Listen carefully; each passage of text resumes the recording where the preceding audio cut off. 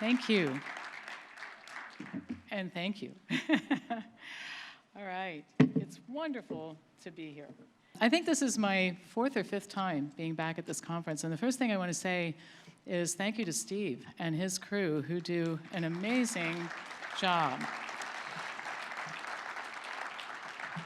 You know, people who don't put on conferences sometimes don't have an appreciation for how much work this is, but I do a conference in Columbus every year that's 3 days long, and it takes a week for all of us to recover from it. And this is 10 days long, and I think, oh my God, we'd be in bed till Christmas if we, you know, because it is so much work, and they make it look so effortless, and everything goes so well. So thank you to Steve, and thank you for the opportunity.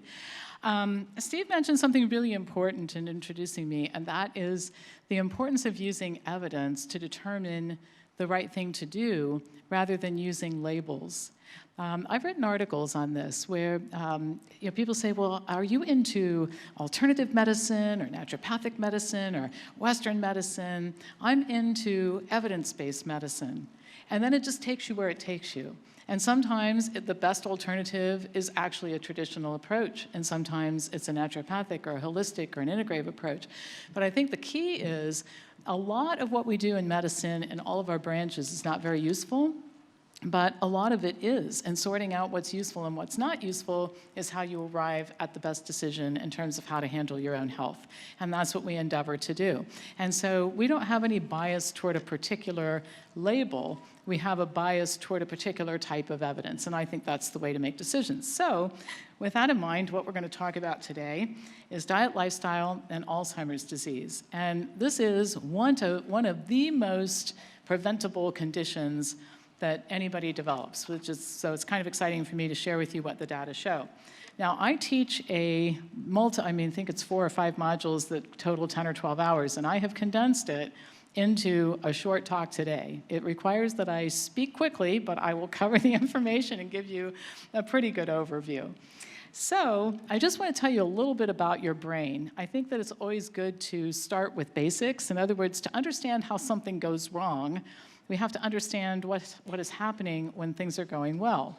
So your brain only accounts for about 2% of the mass of your body from a weight perspective, but it uses up to 20% of the oxygen that you breathe, and it takes up to 25% of the glucose that's circulating in your body. And the function of the brain is to help us determine what's happening now, what's going to happen in the future, what it all means and comes together so that you can make judgments about things. That's really what it comes down to. As humans, we require brains in order to figure out what to do and when to do it.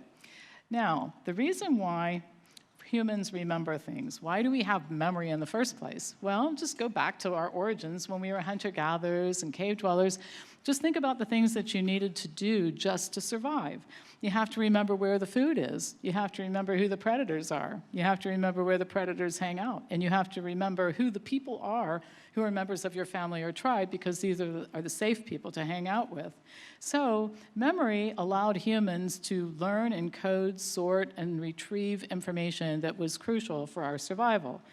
Another thing about memory is that without memory, nothing would have any context. And so we have amazing capacity. In fact, nobody today has been able to determine the actual capacity of the brain, like what is the upper limit.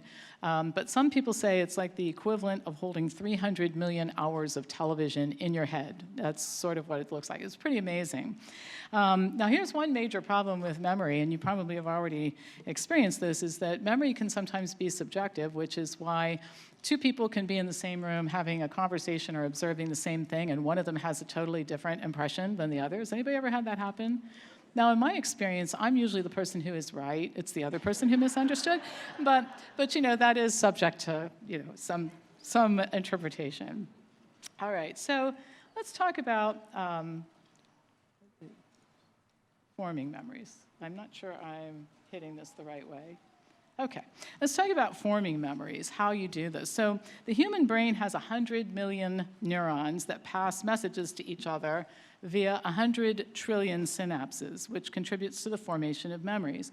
Each time any kind of signal is sent, this contributes to strengthening the synapses. We call that potentiation. Each new experience causes the brain to rewire itself. We call it neuroplasticity. And throughout the entire time that you are alive on the planet, your brain is constantly morphing and rewiring and reorganizing itself as it takes in more and new information. Now, just to give you an example of what I'm talking about here, a study of London cab drivers showed that the hippocampus, which is involved in spatial memory, increased in size the longer they drove. So when you take in information, and this is part of the point that I'll make several times, taking in information becomes important in terms of building brain capacity. So not taking in information has a detrimental effect. So every day, I'm trying to get this thing to work here. Okay. Every day, the brain takes in information, and it determines what's worth remembering and what's not. So it may be worth remembering a lot of what I say today. It probably isn't worth remembering that I'm wearing pearls, because in the context of what's going on here, that's pretty unimportant compared to everything else.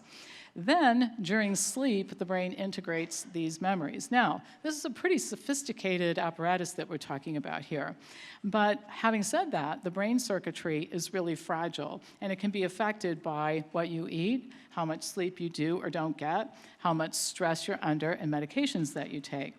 Now, long before an individual gets to the place where there's some indication of cognitive decline, what will happen is that there's a lot of damage to the brain circuitry, and this can go on for a very long time without any symptomology whatsoever.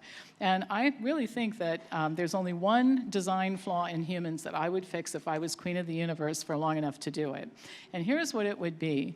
It is quite possible for humans to injure their blood vessels and their brain circuitry for decades without any indication that this damage is going on. So I think it would be great if there were pain receptors in the blood vessels and in the brain, so that when you ate some really high-fat, bad food, like cheeseburgers for lunch, you'd end up on the floor in the fetal position from pain, and then you would say to yourself, cheeseburgers, bad, and I won't do that anymore. But instead, through this design flaw, as I think it is, you can do this type of thing for a really long time.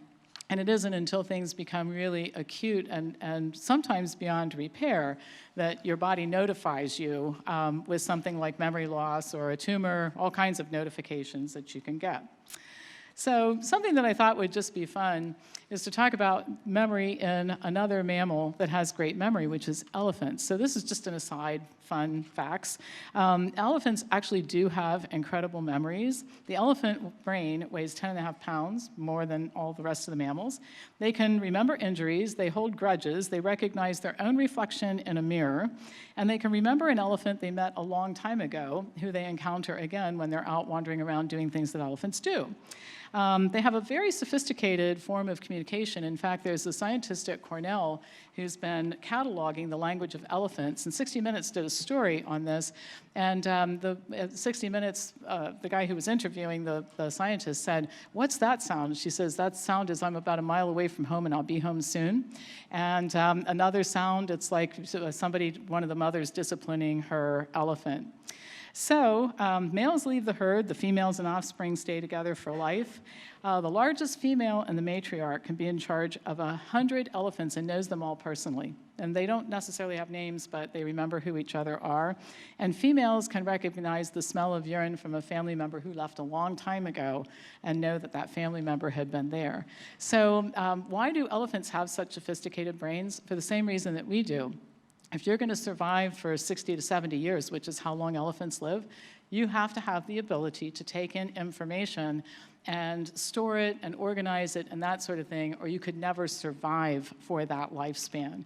And so again, part of this was just for fun, but part of it is to accentuate how necessary it is for humans to maintain their memory throughout their lifetime and how incapacitating it is when they can't.